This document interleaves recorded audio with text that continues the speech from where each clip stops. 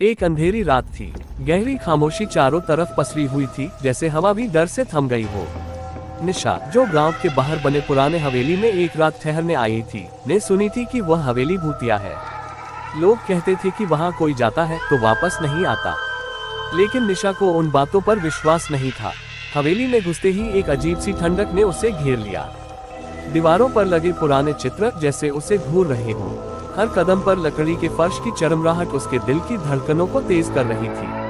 वह सोने के लिए बिस्तर पर लेट गई, लेकिन उसकी आंखें बार बार खुल रही थी। हर तरफ से अजीब अजीब सी आवाजें आने लगी, कभी किसी के चलने की, कभी खिड़की के खटकने की। रात के बीच अचानक उसने महसूस किया कि बिस्तर के पास कोई खड़ा है। उसे लगा कि यह उसका भ्रम है, लेकिन जब उसने अपनी आंखें खोली तो उसने एक परछाई देखी।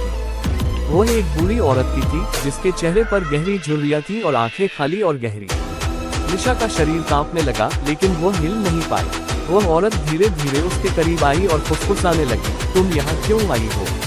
तुम भी उनकी तरह कभी वापस नहीं जाओगी। निशा का दिल तेजी से धड़कने लगा। वह उठकर भागना चाहती थी, लेकिन उसके पैर जैसे जम गए थे। अचानक उस औरत ने उसका हाथ पकड़ा।